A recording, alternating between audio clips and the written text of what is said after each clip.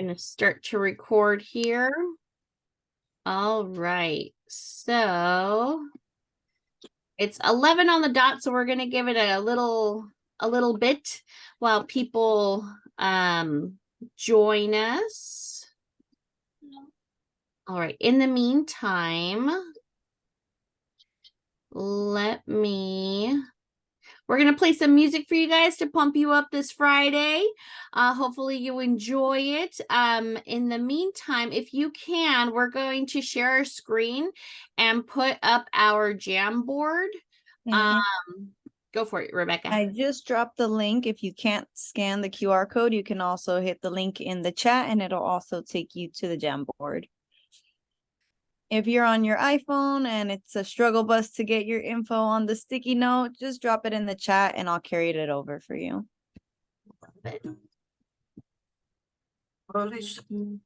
Is when you try to place it out your mind, but you can't turn the radio down, and you can't think of anyone else. And love is when you try to make it out alive, but you can't turn the radio down, and you can't think of anyone. Yeah. Look, I can see a face in the Parisian. All right, so if you're just coming in, make sure to scan the QR code. And the police. Actually, Rebecca, I'll have you share your screen for right now. You got it. I'm at least this favorite. I was about to give you all of me. And all I wanted was apologies and all of your favor. Over my heels, falling on my head, but all of my fears were already We're at our Jamboard. If you could remind me of what I felt. And again, if you're having any technical difficulties, feel free to drop it in the chat and I can carry it over to a Post-it note for you. Turn the radio down, and you can't think of anyone else. Love is when you try to make it out alive, but you can't turn the radio down, and you can't think of anyone else. On a list, on a list, on a list, on a list, on a list. All right, let's see those questions, everyone. You don't take it. They told you not to. Don't be shy. But can't make you. Stick to the ones who Ask any go ahead and post questions that you may be curious about or wanting to know or ask. Ooh, Melissa, that's a very good question, actually, and it will definitely be answered today. And if I could rewind it for you, if you could remind me of what Cammy, you too. We'll definitely answer that question today. If you're on the iPhone, no worries. Totally understand. But ooh, actually, Rebecca, carry it over. Yep. Perfect. Thank you. Thank you, Ansley.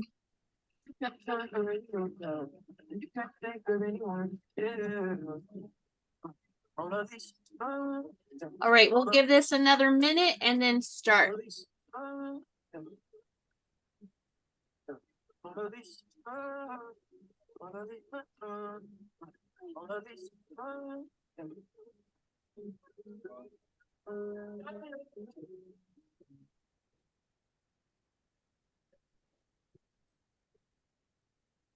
That's a good question, Becca. Did you experience imposter syndrome when you started your internship? Ooh, really good question. Yeah. Love it. Love it.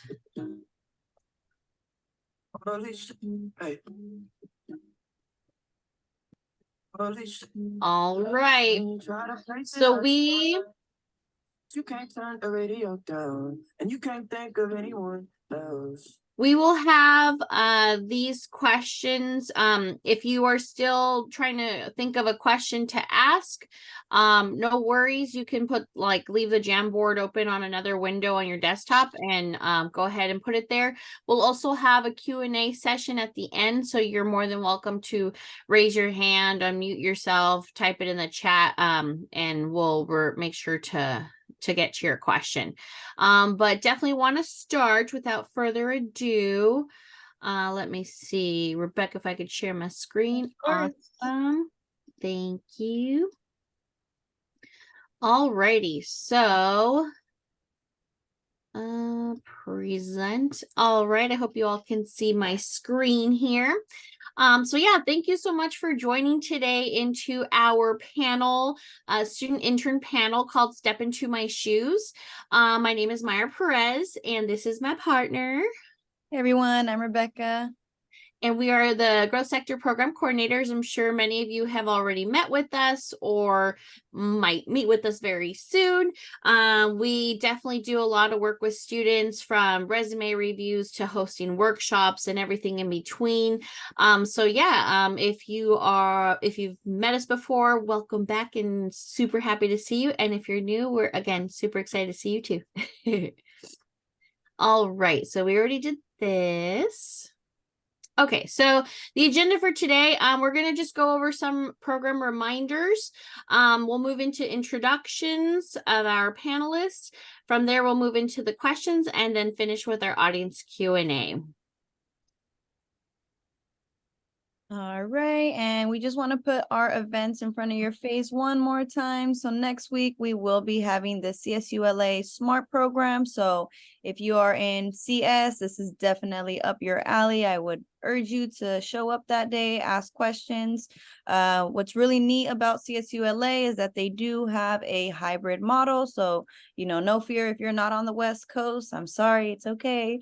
You can still join us virtually. We had some folks from North Carolina this past summer, and they had a really great experience. So definitely hop on that call, learn about it. And, if it's something that you feel strongly about, definitely go for that internship this summer. So definitely pre-register if you haven't already, and it sounds like something you're interested in. Oh, and also just a heads up, we are going to be having a little 2-week hiatus. If you notice, October 13th, next week is CSULA, but then we're going to have a break of 2 weeks, October 20th and the 27th, we won't have anything. And then we'll resume our employer speaker series November 3rd. So we'll send out reminders and everything so you guys don't miss out. And then last but not least, in regards to announcements, is please don't forget, if you are like Myra, oh man, on Friday at, I don't know, 1 p.m., or 4 p.m., I was doing my math homework and I completely forgot how to do this.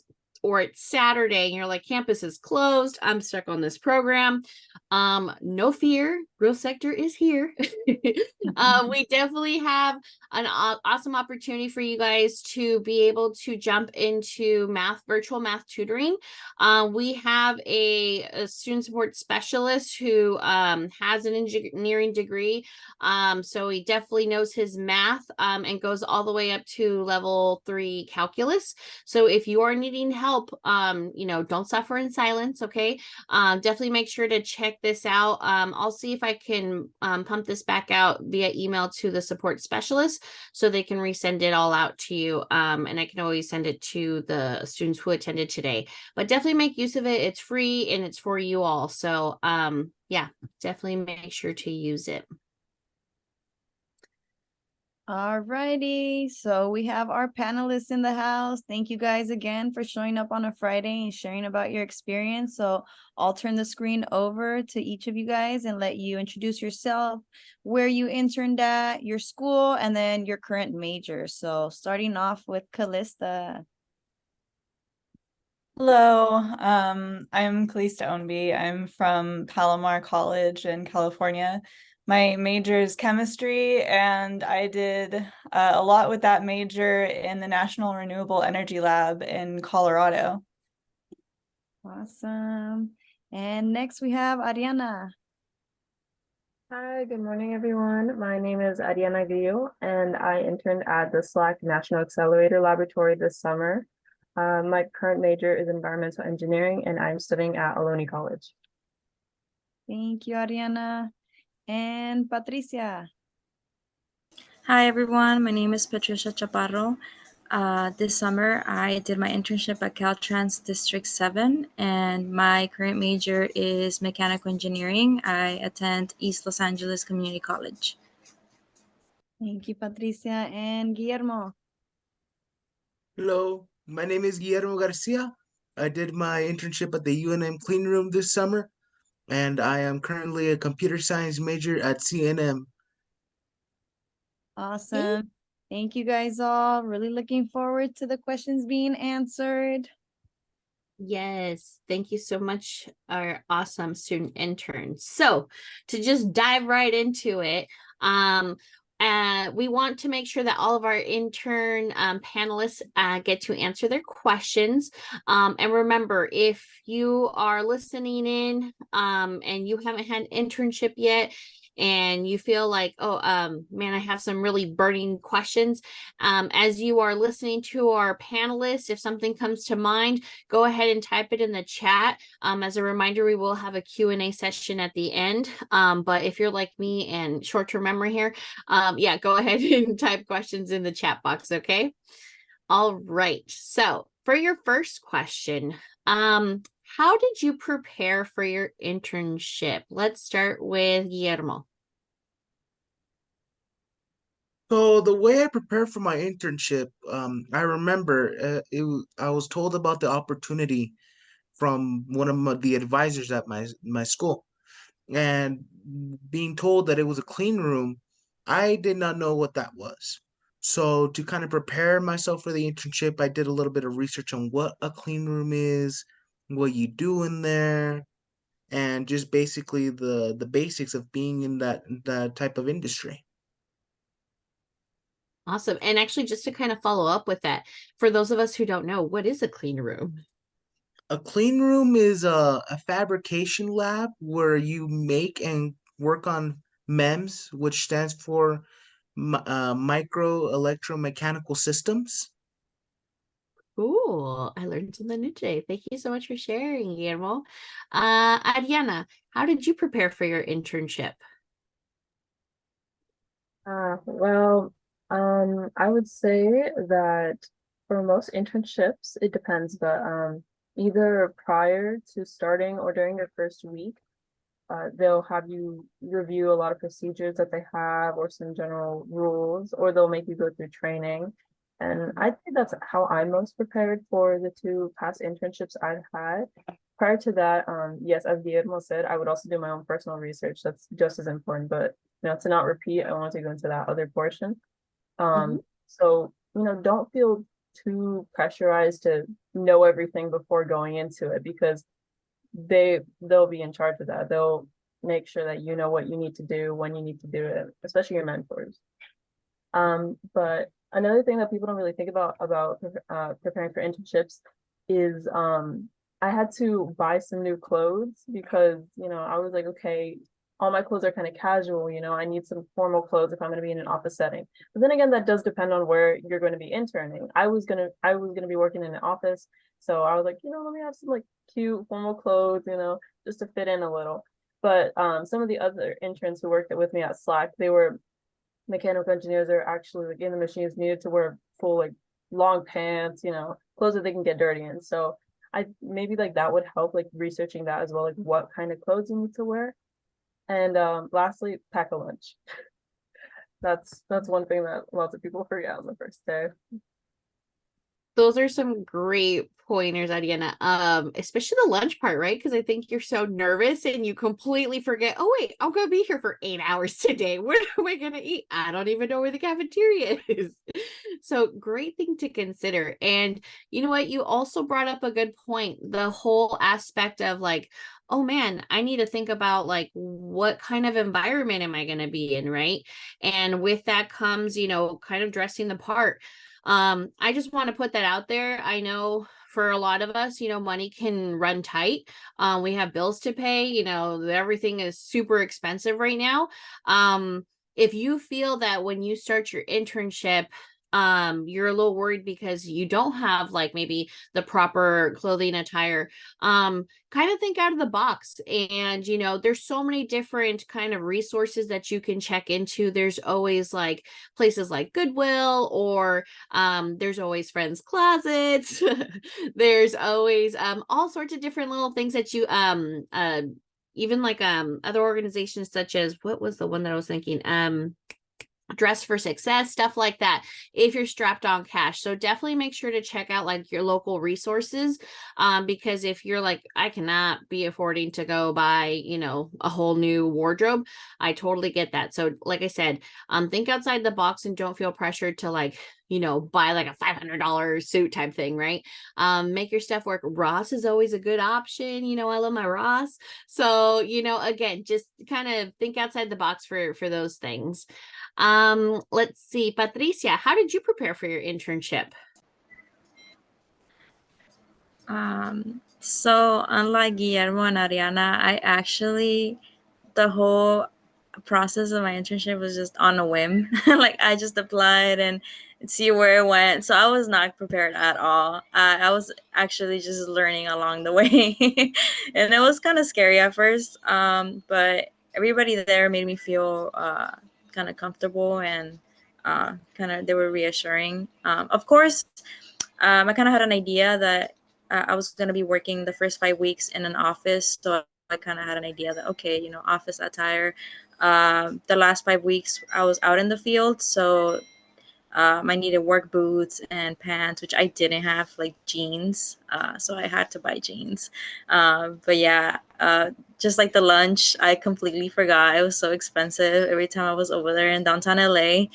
But yeah, I was not prepared at all. Like not at all. And I did ask other classmates that had, internships in the past for advice. But they interned at different places, so it's different for everybody. But yeah, definitely recommend being prepared because it's not fun. Great point that you brought up, Patricia.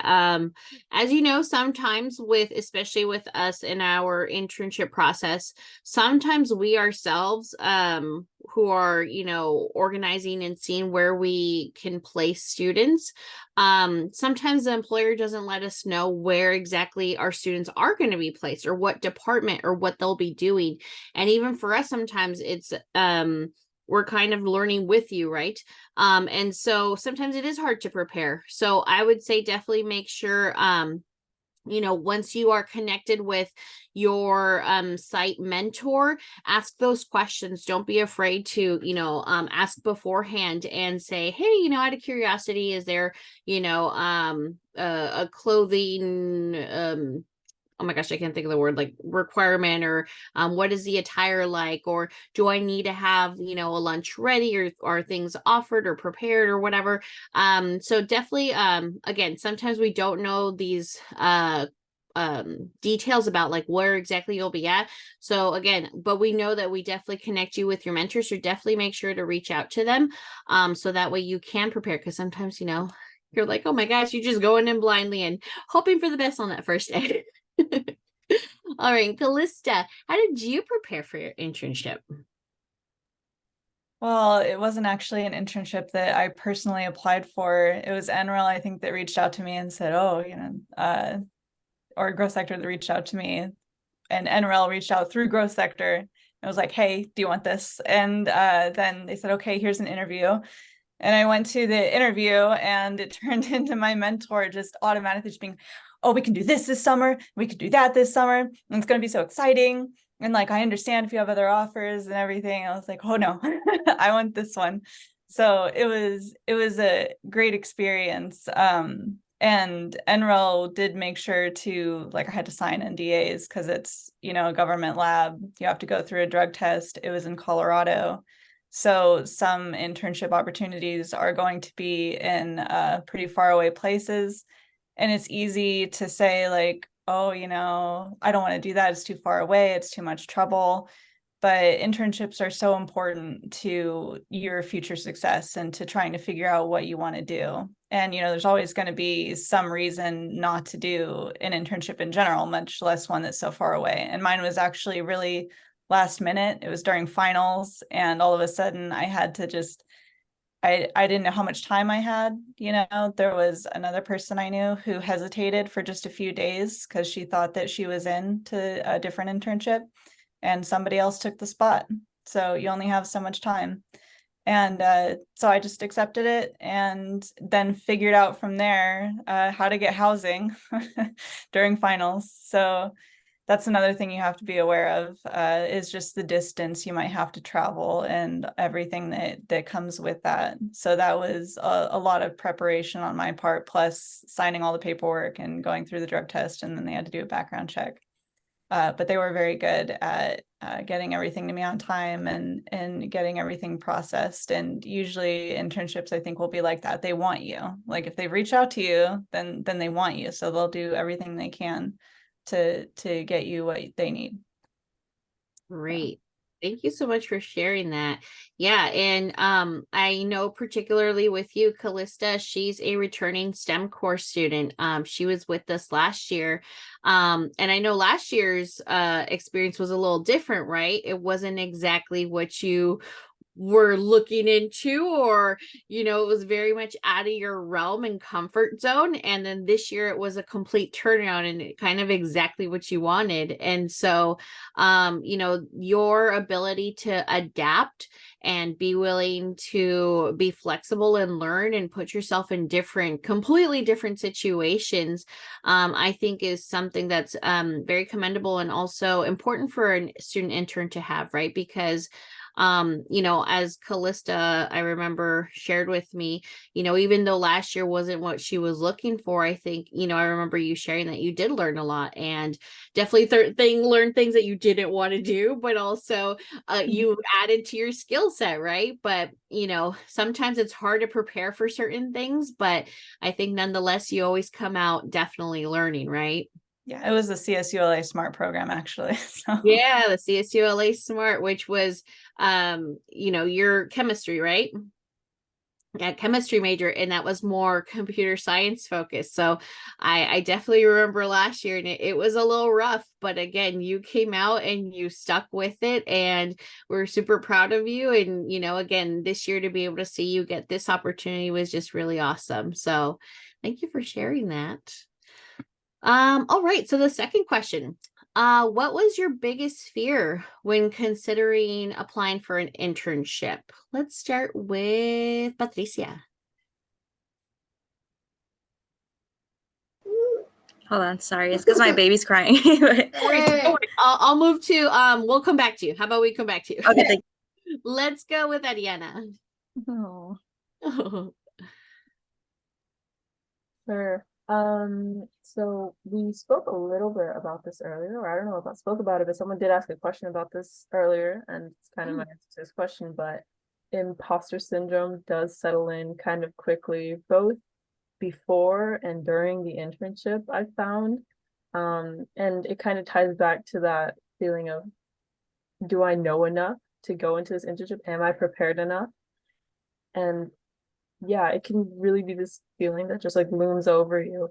But of course, you have your support systems, and like everyone, you have Myra and Rebecca, and of course, you have your professors. So it's very important to ground yourself as well, and remember that the point of internships is that they're meant to be a learning experience, that you're there to learn, and then you get some pretty cool things out of it. You get some projects and experience that you get to put on your resume. But yeah, the most important thing to remember is that it is meant to be a learning experience. And of course, it's good to know things beforehand and to have your own skills. But I would say don't beat yourself up over it. If they chose you, if you're applying here and they're considering you, they're like, yeah, we want to interview you, then of course they're interested in you and they want you to succeed. So just try to keep a positive mindset. Great point, Adiana. Thank you for sharing that. I completely agree. It is really easy to be scared and feel like, oh my gosh, I don't know if I'm going to be as prepared as other people, right? But again, always especially for our STEM core students, like, know that these employers are reaching out and connecting with us and want to work with you because they want to be able to be mentors. They want to be able to teach you things. So definitely know that they understand that. So great point in bringing that up. Let's go with Callista. What was your biggest fear when considering applying for an internship? I basically live my life in imposter syndrome, so I already knew that was going to be a thing. And you just keep going, just like Ariana said, you gotta just keep asking questions, right? I mean, that's what they're there for. You gotta realize that you're just always learning. you're not going in because you know everything. They're not expecting you to know everything. And there were moments in that internship where there were deadlines looming and people were, pretty stressed, and people got a little frustrated, like, oh, you should do this faster, you should know that, whatever. It happens. Like, and then you just keep going, keep asking questions, you keep trying. And it's important that you accept that you're not going to know everything. My other biggest fear was that I was going to blow something up. Because I know that happens. And in my friend's lab, she was working somewhere else for an internship. She created a deadly gas. So I can say that I have one up on her at least. And then somebody else in her lab actually did blow something up. There was a moment in my lab where all the sirens went off. And considering where I worked and, what some of the other labs were doing, when the sirens go off, you get out. Like, no matter what else is happening. But that never happened to me. But you will make mistakes. It's okay to make mistakes, even if they're like deadly gas mistakes. Like, if you're in chemistry, then that's just what happens sometimes. Life of a chemist. Oh my goodness. That would definitely be a fear of mine too. I don't want to blow up the lab. But great. Thanks for sharing that. I appreciate it. Guillermo, what was your biggest fear when considering applying for an internship? I think my biggest fear coming off for the internship, applying to it, is what I have. How is it gonna affect my school? Because I already kind of had low morale from it, and like I kind of made the dumb decision to take 3 classes for a summer semester, which they're really compressed and short. And worse is like I had math, English, and I believe it was humanities. So it was very compressed, and not only that, lots of homework. And another worry would be like up having an internship on top of all that. So I think the biggest fear was like a work life balance. Like I would be constant doing school, then the internship, and like the fear would be like if I'm succeeding in school, I'm lacking in the internship. But if I'm doing good in the internship, that means I'm lacking in school. So at first it kind of came off as a double-edged sword. Mm. But I kind of decided to take that risk anyway because of why not? I thought I would give it a shot. And this is like me barely getting into my first ever summer term for a first year college student. And the imposter syndrome kind of came in not before the internship, but it came after, like during the internship. Mm. So, my biggest fear, mainly in a nutshell, was like school. How would that work out with it? I mean, no biggie, right? You just had a summer full of classes in a 40-hour work week. No biggie. Yeah, a little intimidating, right? Definitely a lot to juggle. And do you feel like after maybe like your first or second week, you were able to get a good handle on it? Or do you feel like you never really were able to get a handle on it? I feel like I sort of, in a way, got a handle on it. I was doing the internship finally, but it was like Sunday or Monday night. I would always be cramming out assignments that I had like a week to, that I was given like a week to do. I just I go to a local cafe and be like, okay, we're gonna get this done. We're gonna drill it down. We are gonna be an academic weapon. We are gonna knock it all out. I That's the love it. spirit. There we go. That's awesome. I love it. Well, thank you for sharing. And Patricia, what was your biggest fear when considering applying for an internship? So like I said, I got the email about uh, the internships. I think it was like last year at the end of the year. So I did it. I didn't think much about it. It wasn't until like a few months. It hadn't even been a few months. I got my first match was it was Berkeley Labs.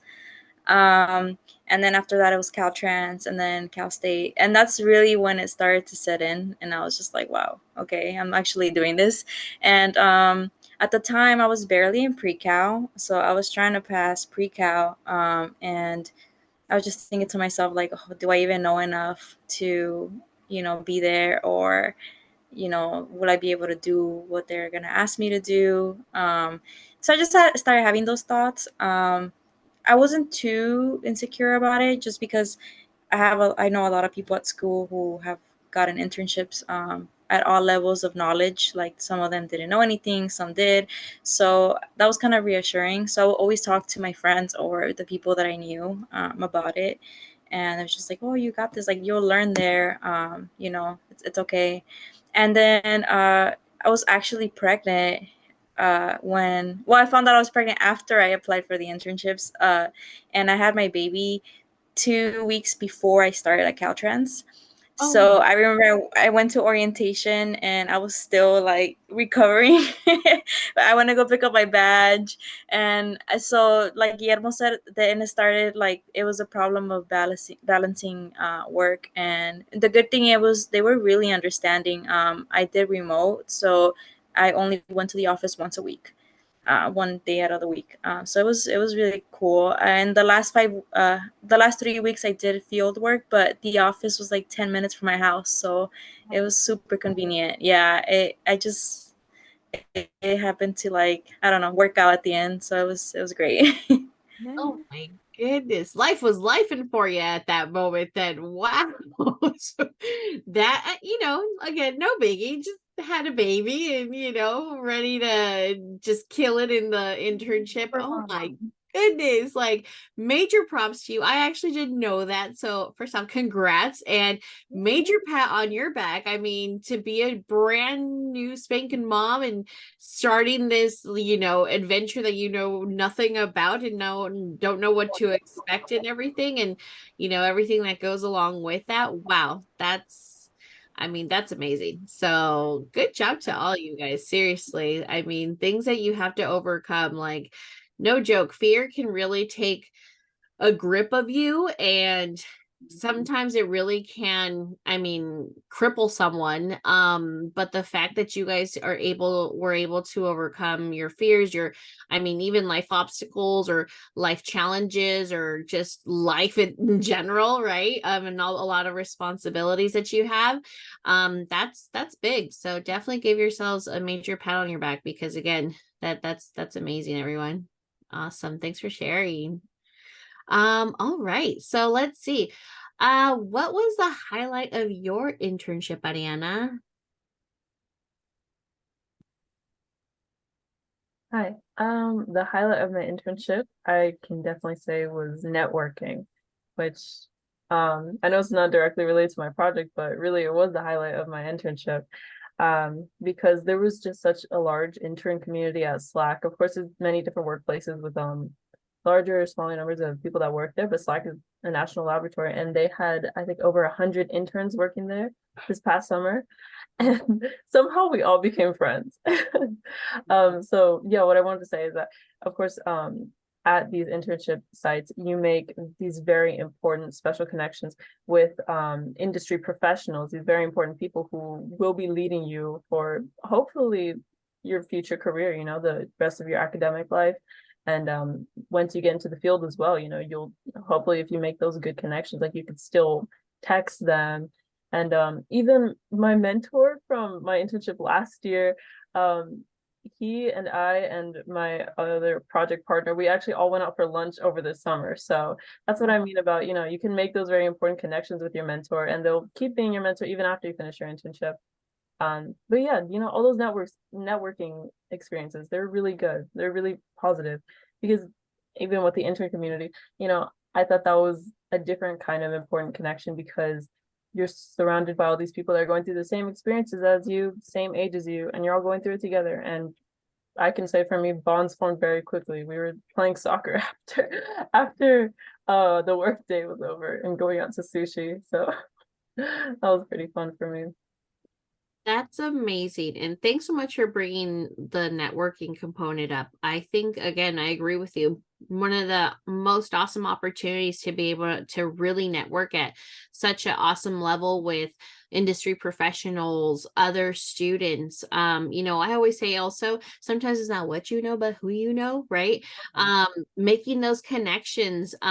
You may, for some students, I know sometimes they get a little bummed because they're like, oh, I wasn't offered a continued internship or employment after. And while it can be a bummer, just know like during those connections that you're making at your internship, I mean, you may have made such a memorable impact on a engineer who works at whatever location you're at, let's say at Slack, and they remember you and an opportunity comes up at Slack and they're like, you know what, let me reach out to Ariana because I remember she was just such an amazing intern and like she had a great attitude and this and that and just positivity all around, she did a great job.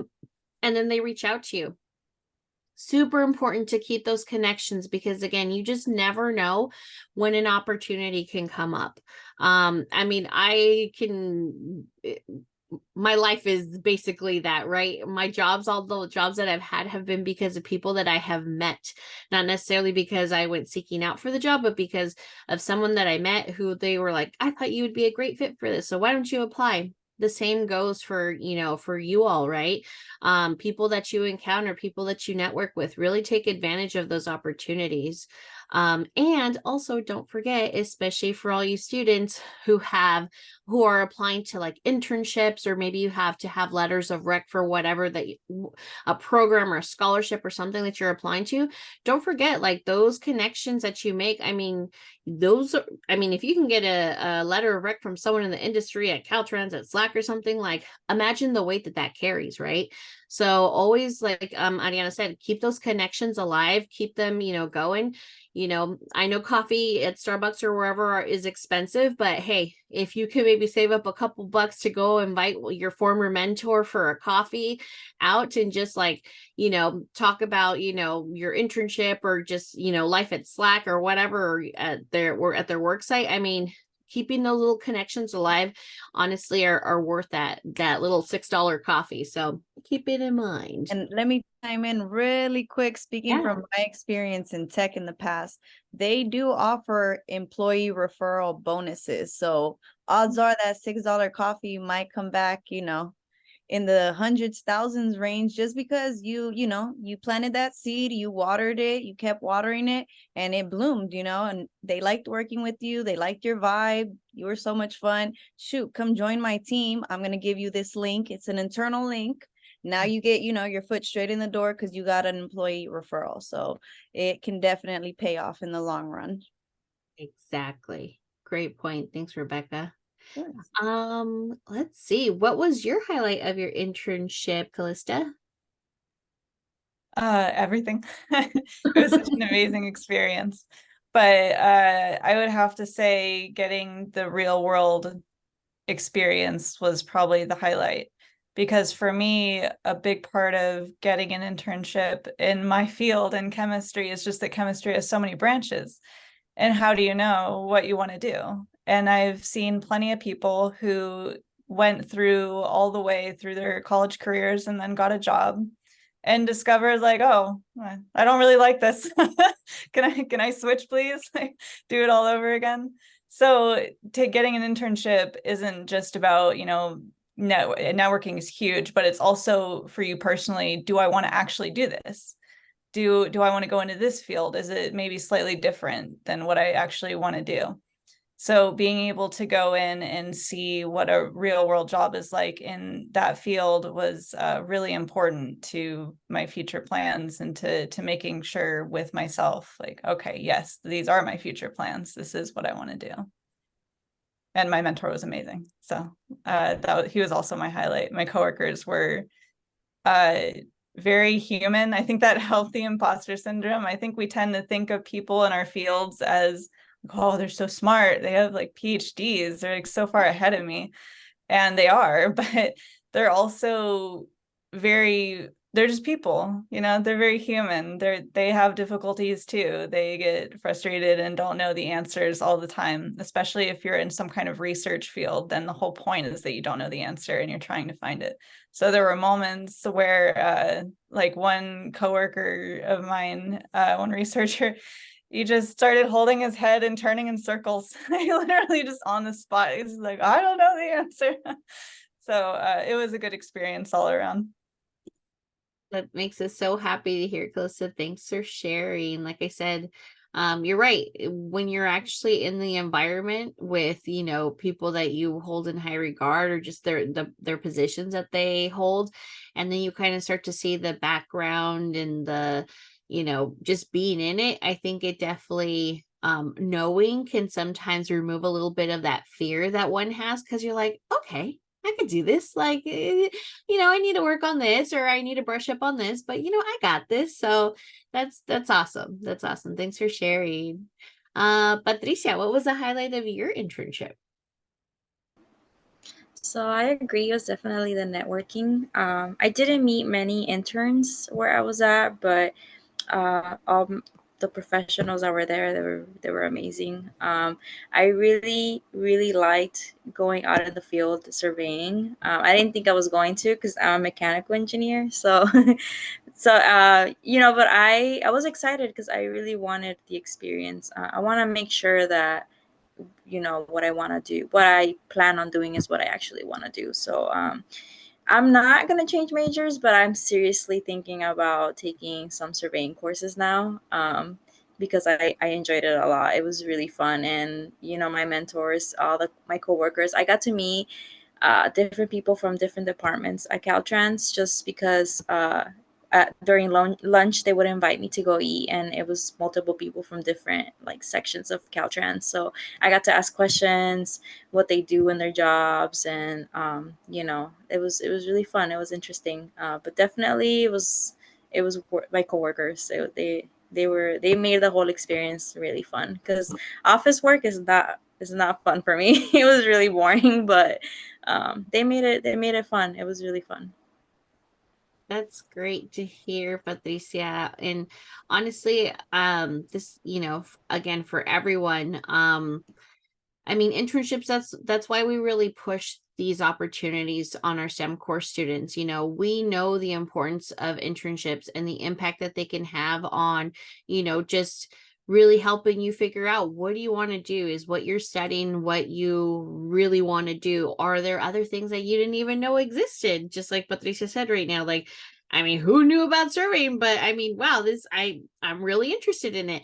Again, that's, I think, one of the awesome parts, and again, the reason why we push these opportunities for you guys, because I feel like, and I've heard it over and over again from students, man, I went to school, I graduated, I started my job in what I studied, and I hate it. So I mean, I mean, not the worst, but I mean, it kind of sucks, right? You know, you spent all this time and money to go to school and, you know, get your degree in this, thinking like, yeah, like this is what I want to do. And because you had no experience, or were not exposed to how it really is in the real world, you end up finding out, oh my gosh, what did I get myself into? So again, if you're on the fence about whether I should apply, am I ready?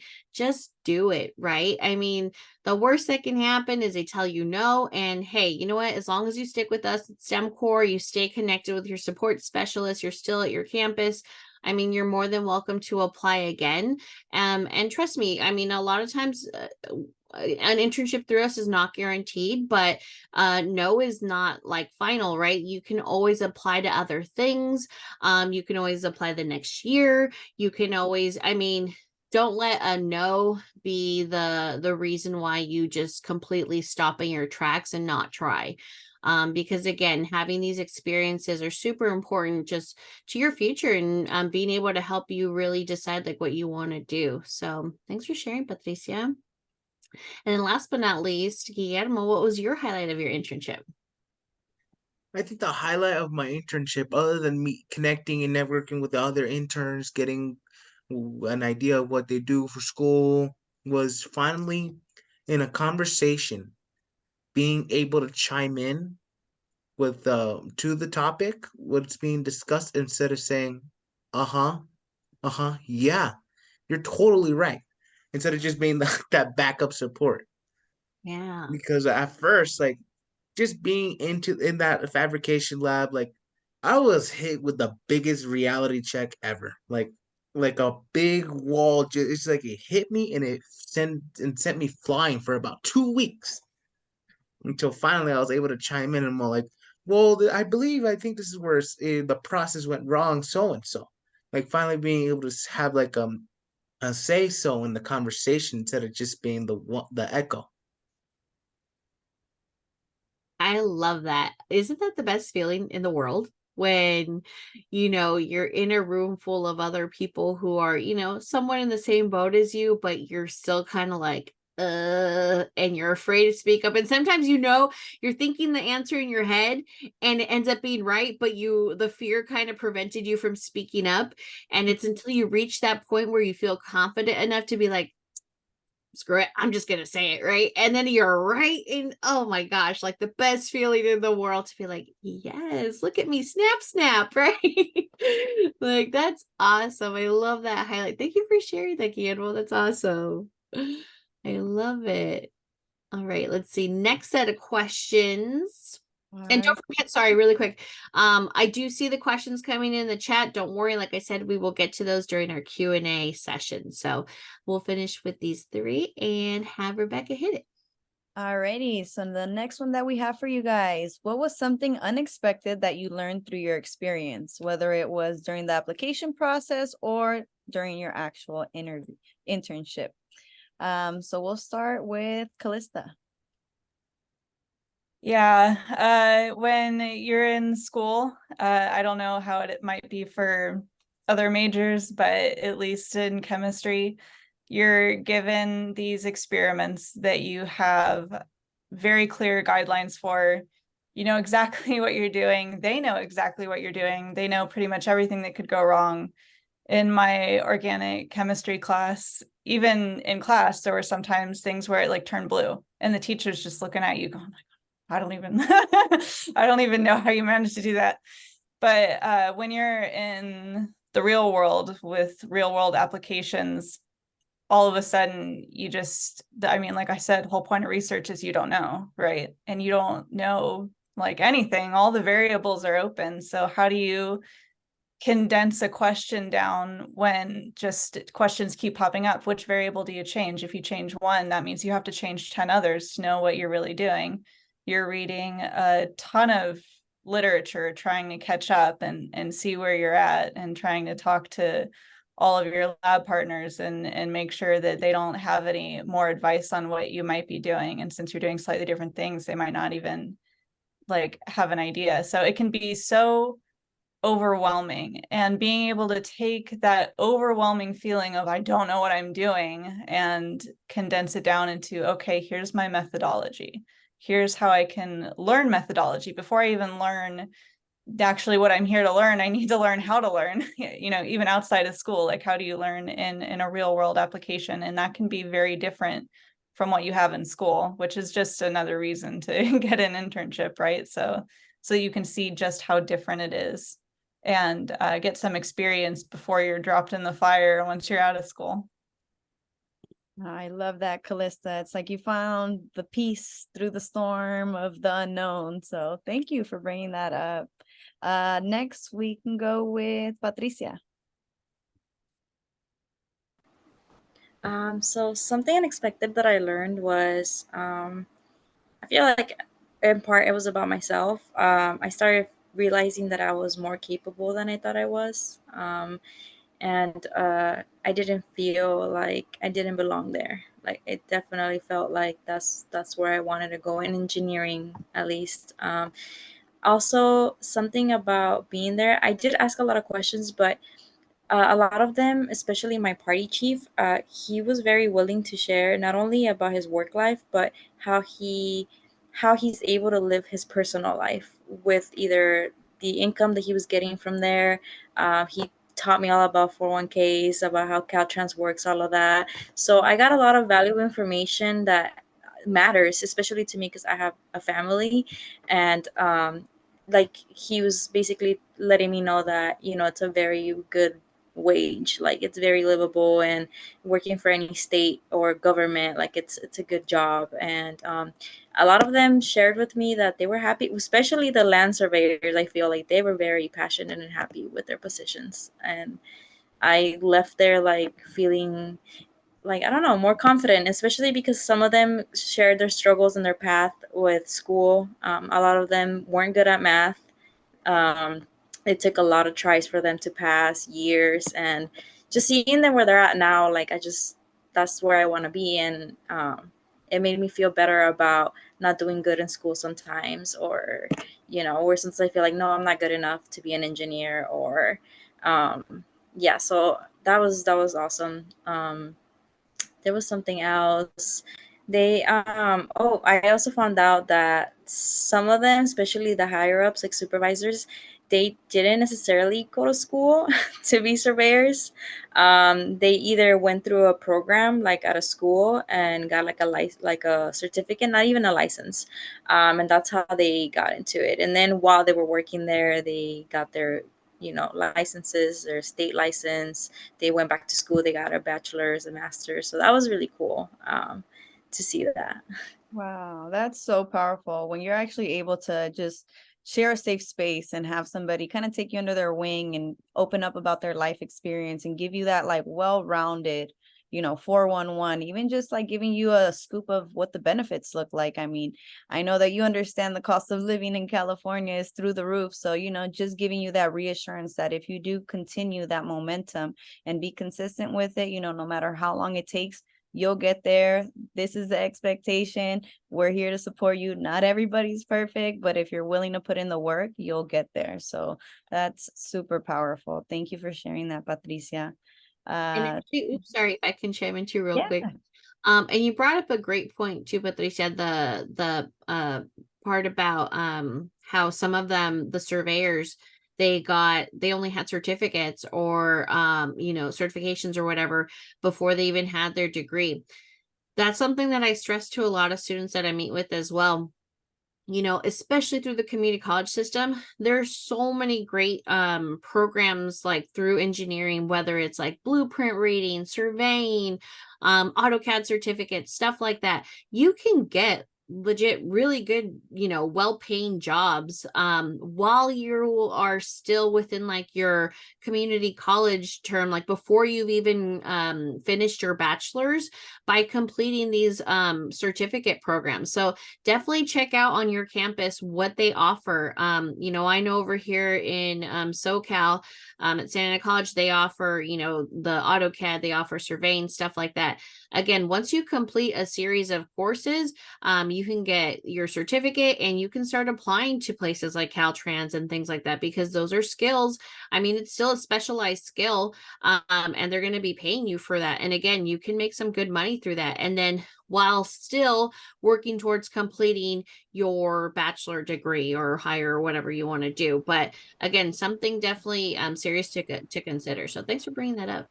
Yeah, so if I can add, so actually in Caltrans they have levels, so A, B, C, D, and when you're entry level, you don't have to have your one of your licenses. I believe they recommend you take it in college, but you don't have to have it. And you start off like that, and then once you start getting licenses or your degrees, like you go up in the like alphabet, and then you get paid more. It just always goes up.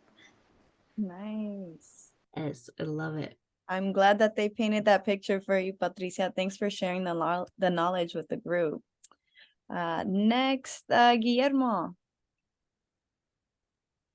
I think the one expected thing that I learned from my experience is that imposter syndrome exists. I thought it was a joke. I'm not gonna lie to you. I didn't even know it was an actual thing. But I felt that because of how everything was moving so fast, and all I can say was just like, yes, okay, I get it. And like at one point, even with like the struggles of me going to school, like having like just the beginning part of just struggling of balancing it, I was thinking about calling it quits almost until like one day, like I was talking with my dad. I told him like, and I already googled up like the imposter syndrome, like what it is, and I was telling him like, hey dad, do you know what imposter syndrome is? And my dad literally looked at me. He raised his hand and hit me in the back of the head. He's like, We don't have time for that imposter syndrome. We no tenemos tiempo para ese, and I'm not gonna say that. Like, you don't got time for that. You're already there. You deserve to be there as much as everyone else is. There's a reason why you're in that program in the first place. Just having those self-doubts in your mind, like having them embedded, is gonna make you fail. So don't have that in your mind because there's no time for it. You don't have the time for it. Instead, what you can be doing is to look into what you're doing just to be sure you can catch up with everybody. And even at that, even outpace them.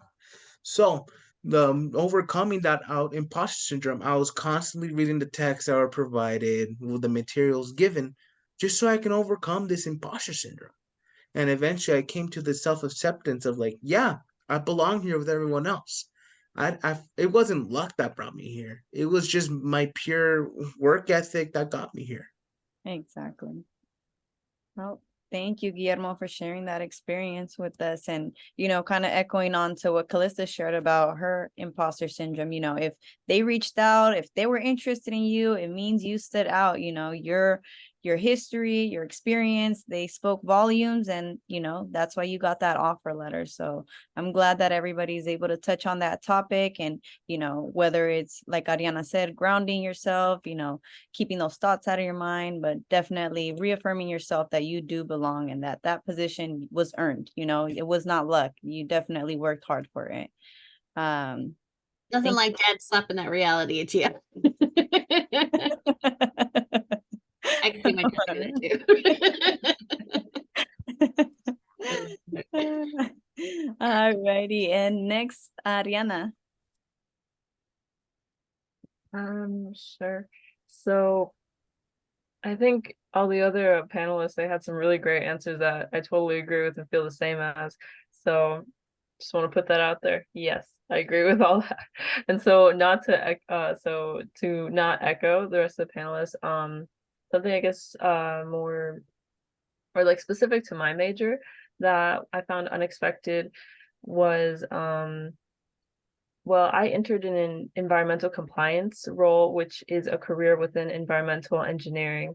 And I didn't know how many different sectors there could be within environmental compliance. It was like this umbrella that kept, I don't know, having, it was like the Russian dolls where there's just like tinier ones inside them.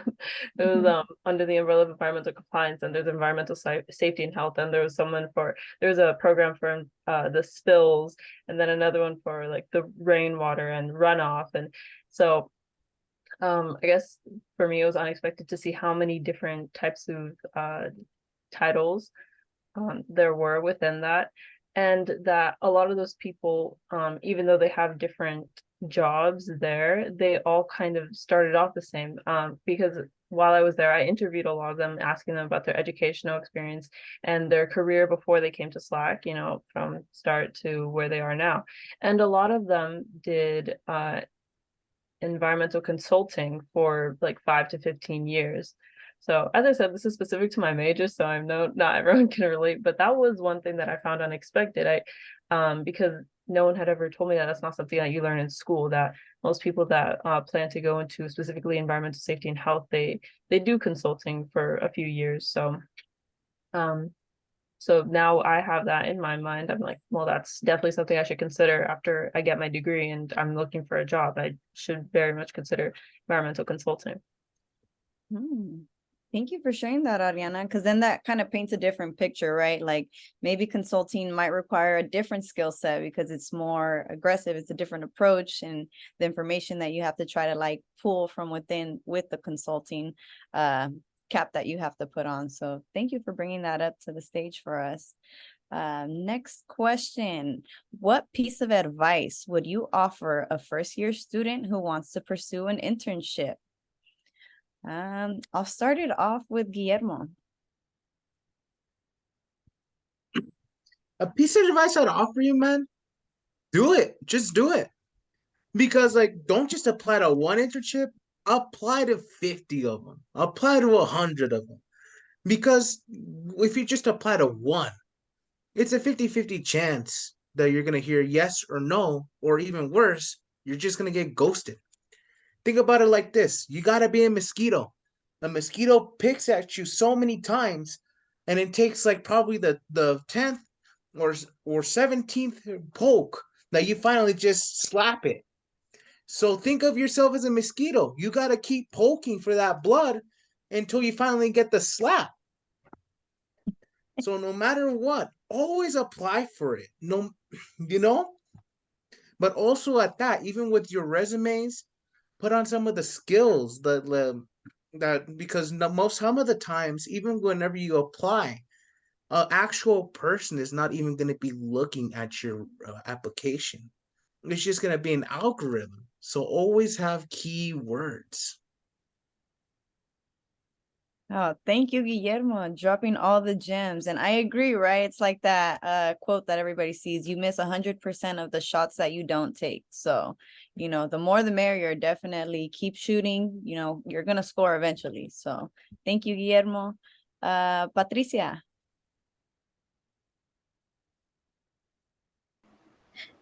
Yeah, so obviously, yeah, just do it. But I also feel like, so for me, I hadn't even been at school for like a year. I was only at ELAC for like a few months when I got the internship.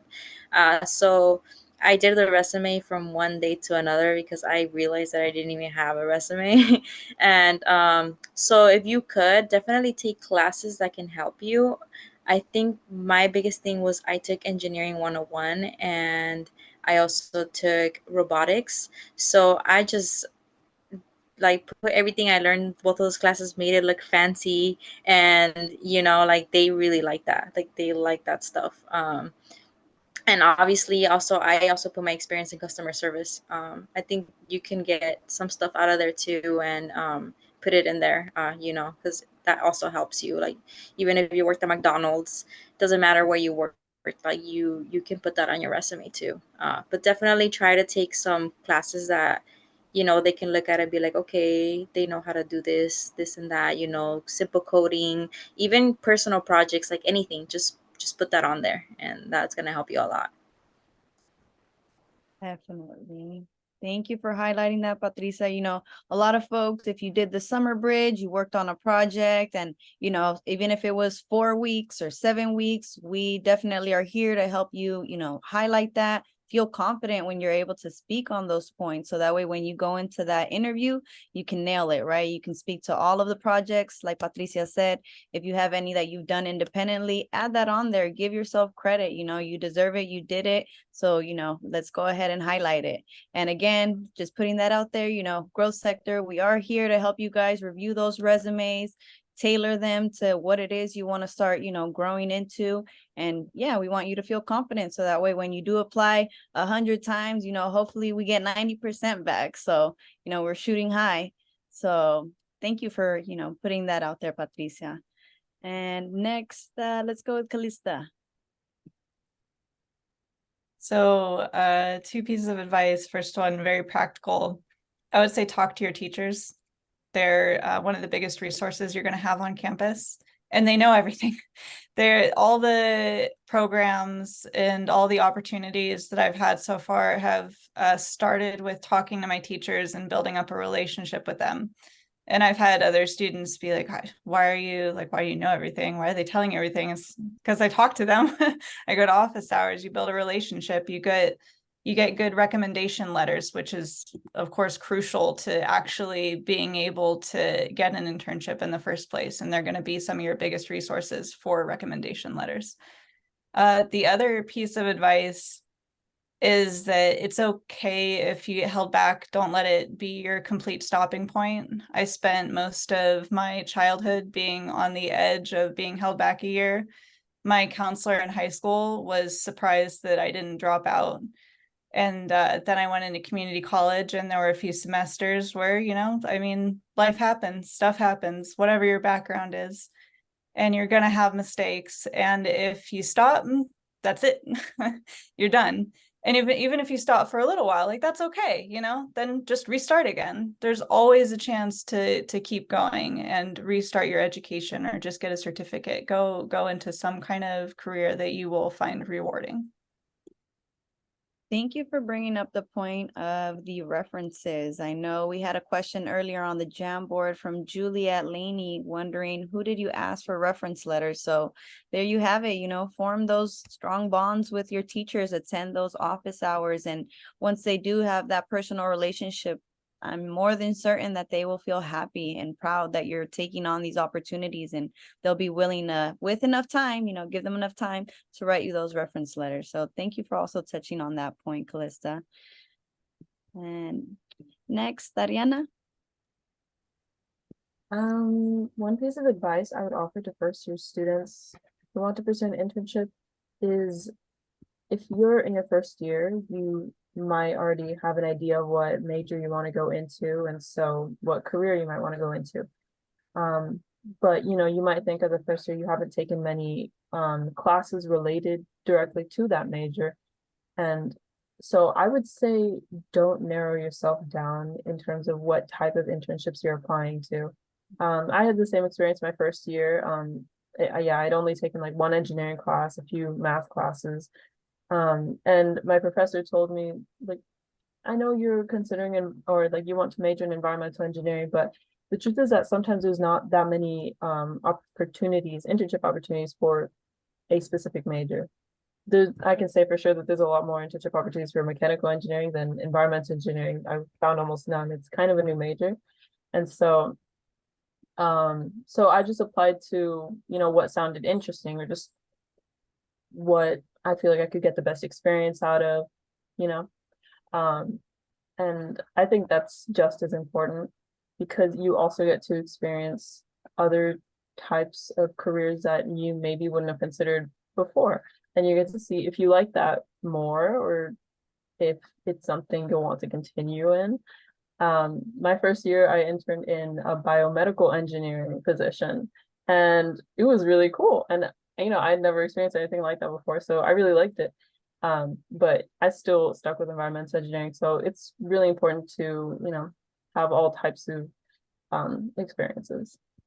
Definitely. And I'm sure, even if it wasn't necessarily in your major field, you definitely gained a lot of good experience. Like you said, you had the mentor that you're still in contact with. So you'll always be able to take something away, even if it's not necessarily what you hoped for, go in there with an open mind. So thank you for putting that out there, Ariana. And our last question: do you feel that your internship experience helped you define what you want to do in the future? And we'll start off with Callista.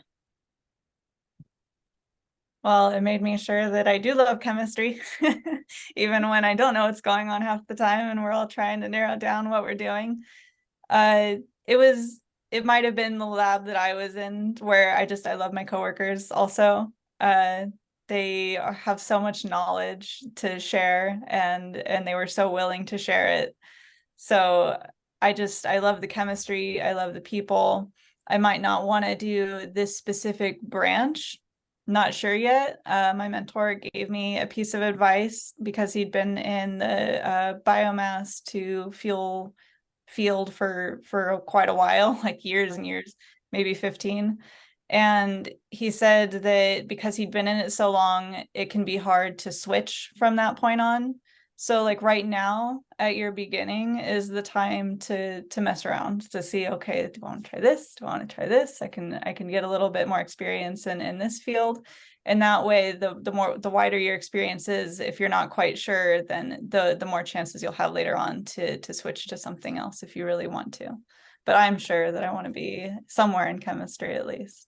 Nice. Thank you for sharing that, Callista. And I'll go with Ariana. Sure. This is kind of related to what I spoke about in my last answer, but yeah, if I feel my internship experience helped define what I want to do in the future, I would say yes, definitely. Because it's important to have both those negative experiences and those positive experiences. They're both just as important as the other, because you need to know what works for you and what doesn't work for you. As I said, biomedical engineering, it's super cool. But as a career, I definitely see myself in a different one, like environmental. And specific to the internship I just had this past summer in environmental compliance, I'm still very passionate about environmental engineering, but I definitely think I would like to work in different branches or intern in different branches first. You know, I really want to get a feel for what I'm getting myself into. I don't know if I want to go specifically into a compliance role or maybe more field work, you know. Even environmental engineering has its roots in chemistry. And I know I really like my chemistry classes. I definitely like to intern in something a little more, you know, branching the two. So yeah, I'd say like just you know, don't get yourself down if you do have a negative experience in internship, because that's just as important. You need to know, well, as I said, like what doesn't work for you, and you can of course learn from that. And as Rebecca said too, like you will always be taking something away. You'll always still be learning. Definitely. Thank you, Ariana. And Guillermo. The the one thing that it did, the internship experience did help me with was looking into engineering, like not just mechanical or material engineering, but just all of engineering in general. Like I'm actually thinking about pursuing it as a minor for with my computer science major, or even like looking into more into it. Just like what do you do in engineering? It's because it's so interesting. Because at my internship, it had nothing to do with computer science, but it gave me such a broad insight into other possibilities of what I can do at school, like what I can do as at a career. Because it was enjoyable. It was difficult, but it was enjoyable. Oh, thank you, Guillermo. I think it's, you know, there's a lot of value in what you learn in a textbook, of course, but there's nothing like actually being in the field, being hands-on. And, you know, I really love that you guys are speaking to your experiences because, you know, we are definitely transitioning out of like this hybrid model that we were, you know, formerly in, and to hear you guys have, you know, so much input into that in-person experience and the takeaways that you guys have presented with the group are just amazing to hear, and to hear the passion behind it, that just, you know, these different experiences ignited different areas of exploration for you all. So I love to hear that, honestly. Thank you, Guillermo. And Patricia. Yeah, so the internship definitely helped me. It reassured me that engineering is the path that I want to go. I'm still mechanical, but I'm just looking forward to doing more internships and maybe get exposed to other types of engineering or even outside of engineering. Um, so yeah, I feel confident in myself now. I got out of there and I was like more motivated with my classes, just to pass. And because I'm not great at math either, so but I think it's different when you're there, working. A lot of them emphasize that most of the things that we learn at school, the math, we don't even use it in the field, which was funny to me. But obviously, we have to learn it, so that was really comforting. In it, you know, I did get offered a permanent student assistant position at Caltrans. Congrats. Yeah, so that was great. Yeah, and I know it's not like guaranteed for everybody, but I think what really helped me was I became more outgoing, and I would speak up a lot, would make connections, talk to everybody. I talked to the person responsible for hiring student assistants, so always asking and being like, "Oh, do you guys have positions open? Like, let me know. I'm really interested." And I'm not a surveyor and I'm not a civil engineer, but they still were willing to give me that opportunity, which was it was awesome. Hey, I love to hear that. I mean, at the end of the day, closed mouths don't get fed. So, you know, if there's any way that you can advocate for yourself, you know, ask your coworkers like, hey, how do I get to talk to this person, or when are they going to be around? You know, any way that you can step in and like raise your hand and put your face, you know, put your face in front of your name, so that way they keep you in mind, and other folks, when they talk about you, now they know, you know, they have that familiarity with your work, your rapport, and you just keep growing, right? And I think that that worked out really well for you. Now you're able to continue growing through the year with Caltrans. So congratulations with that, Thank Patricia. you. Super inspiring, honestly. And thank you all. You know, this panel has been amazing. Just everybody's experiences, points of views, keeping it really real with the group. You know, I really appreciate that on this beautiful Friday morning, afternoon now for everybody joining in on the West Coast, East Coast, Mountain Time. You know, we definitely have our community spread out through the state. So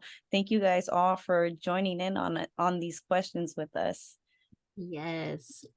I think you guys did a great job, and there's nothing like hearing directly from students who interned and are in the shoes of students who, you know, hope to be in that for this upcoming summer.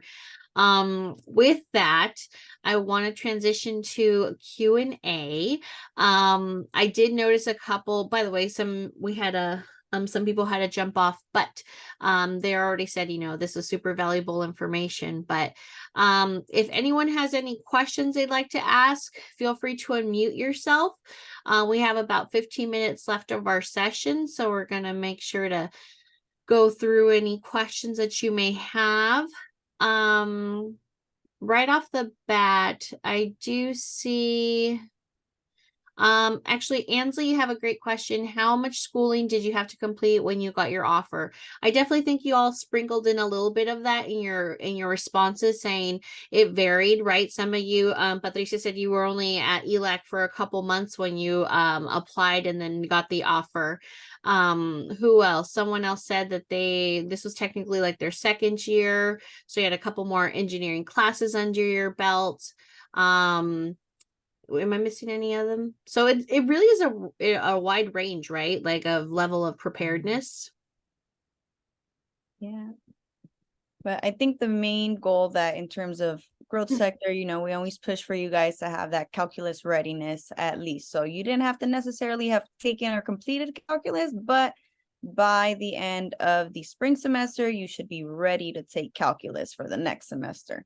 So Yes. that's definitely what it is that we kind of formulate for you guys.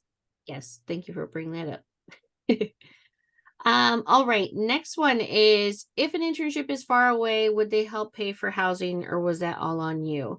I definitely think it varies, but from my understanding, if we were requiring a student if an offer was made to a student in a different state, you know, depending obviously on the funding, we wouldn't offer these opportunities if we didn't have some sort of funding for students. Some students though had awesome connections and were able to stay with family or friends. But I know that they normally we do try to work something out where we can get students a stipend. And Yeah, mine was my housing stipend was 3,000. Yeah, so there it was pretty good. And actually for me, NREL had like a Facebook page, and someone on there was really gung-ho about like, okay, these are all of the incoming interns, and like here's like a resource you can go to here, and here's a resource you can go to there. So there was a family who lived near the area, and they ended up renting me a room. So I think that's a valid way to go. Otherwise, you might have to, you know, find an apartment. And I would say jump on that like as soon as you get the offer, because renting anywhere can be a time-consuming process. Right. Great insight. Thanks. Yeah, thank you for bringing that up. So Facebook was your avenue for exploration for housing. Thank you, Callista. Another question that just came in right now is, what tips would you give for the internship application / interview?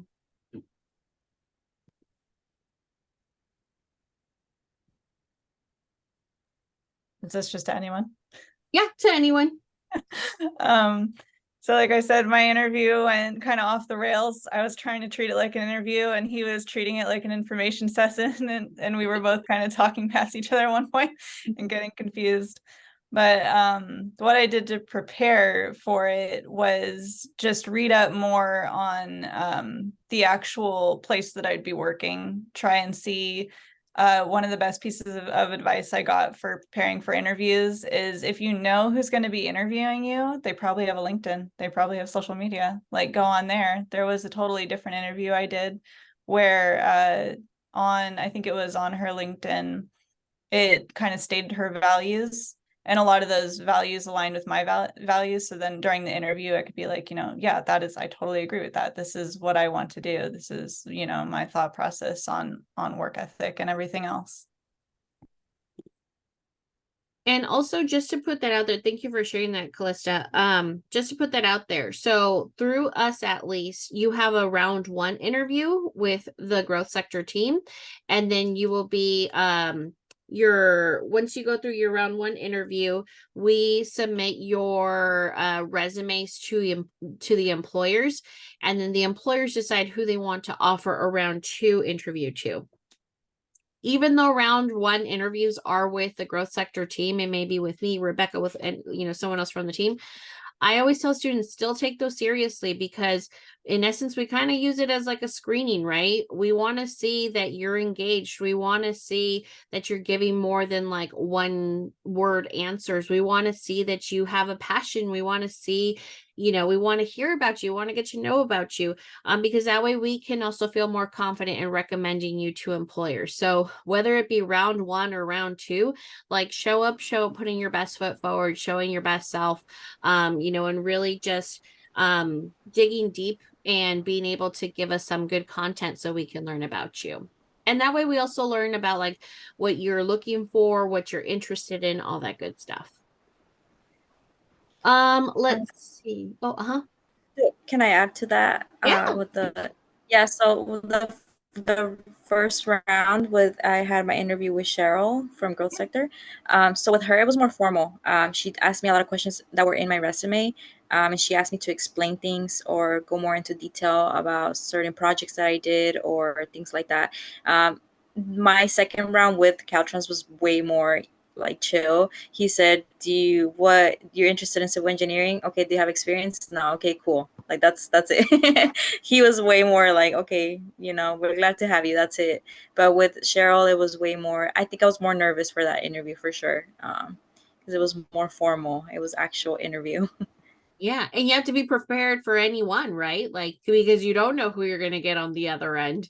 You don't know if you're going to get more of a chill, relaxed vibe in like interviewing style, or if they're going to grill you on stuff, right? So you got to be prepared for either or. So great point. Thank you. Let's see. Where else are we? Here's another question. How do you manage and balance your time while participating in your internship? That one I think Guillermo touched upon a little bit, right?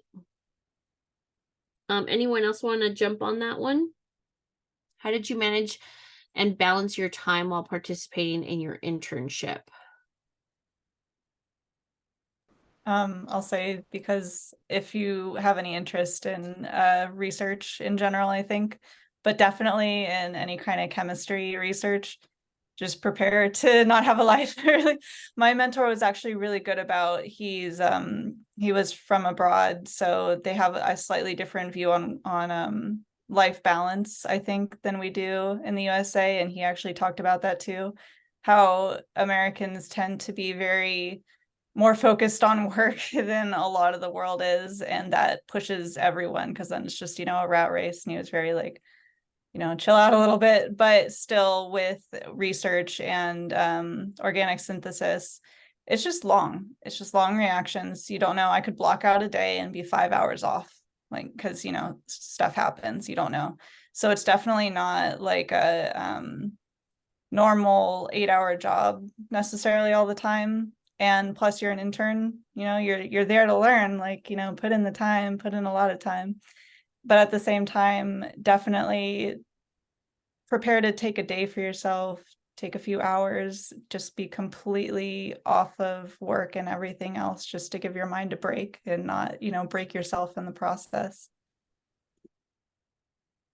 And I would also add, like, remember, right, these internships through us at least are like full-time, 10-week sessions. So you're working full-time hours, right? 35 to 40 hours. And obviously you have projects to work on, assignments to work on while you're at the internship. So it definitely is you may not have a life for a couple weeks, but that's okay, right? It's a learning experience. And, luckily all these internships are paid, which is even better, right? Because it can give you a little bit of a breather, knowing that, you're not just putting in hours, but you're also getting paid. So that's always good too. But okay. Let me see. And I feel like we've answered other ones in regards to like, where is it? Regarding like reference letters and who to ask them. There are multiple interviews for the internship positions, at least 2. And I think that's it, right? We had one last one just come in. How do you plan to make an impact during your internship? Coming in from Ronan Adeloni.